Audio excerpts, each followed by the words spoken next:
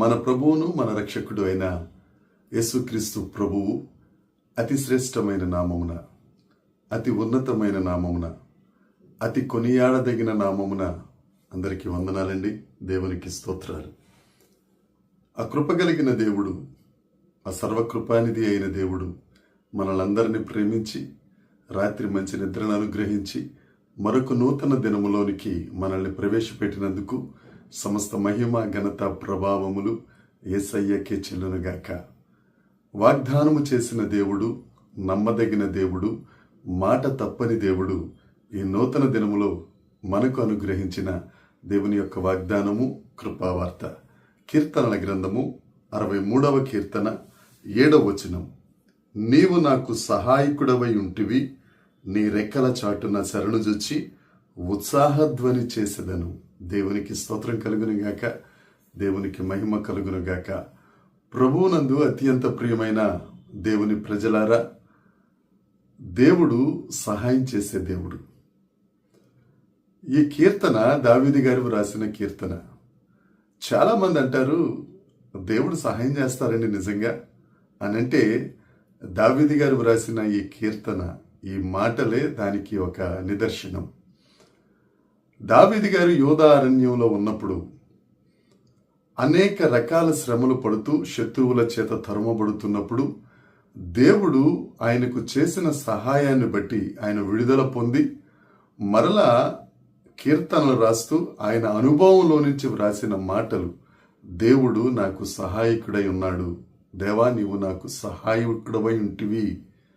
అందుకనే అనుభవంలో నుంచి వ్రాసిన మాటలు కనుక ఇవి అతి స్వల్పమైన వారికి, అత్యున్నత స్థానంలో ఉన్న వారికి కూడా సులభముగా అర్థమయ్యే మాటలు.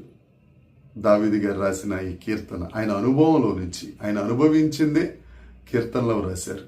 ఆయన అంటారు, నీవు నాకు సహాయకుడవై ఉంటివి.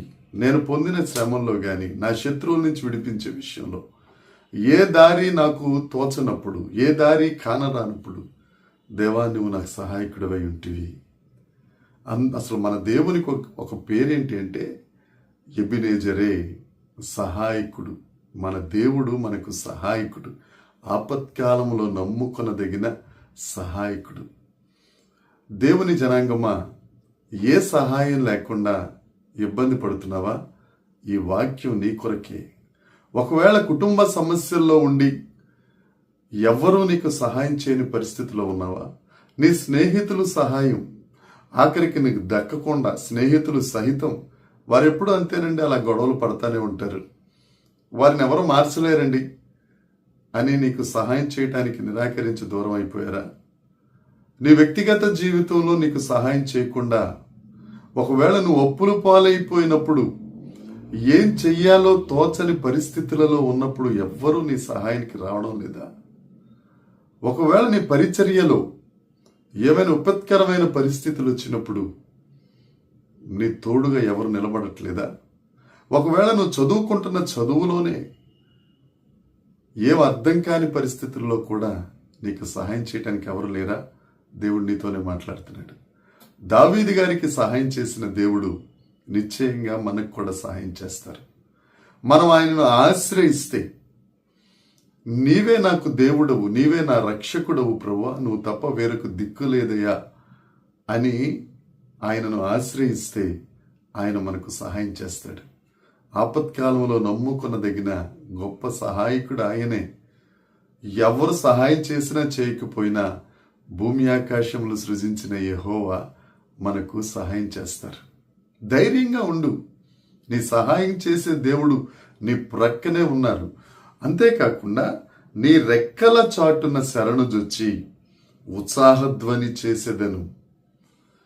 ఏ సహాయం దొరకనప్పుడు దేవుడు సహాయం చేస్తారు? ఆయన రెక్కల చాటుకు శరణుజొచ్చితే, అంటే ఆయన చేతికి నీ బాధ్యత అప్పగించేస్తే నువ్వు ఉత్సాహధ్వని చేస్తావు.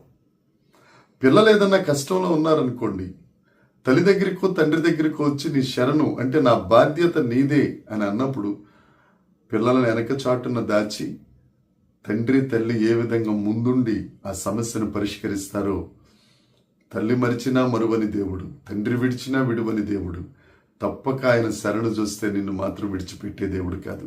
నీకు ఉత్సాహధ్వనిస్తాడు. ఇప్పటిదాకా నీకు దుఃఖధ్వనుందేమో, దేవుడు నీకు ఉత్సాహధ్వనిస్తాడు.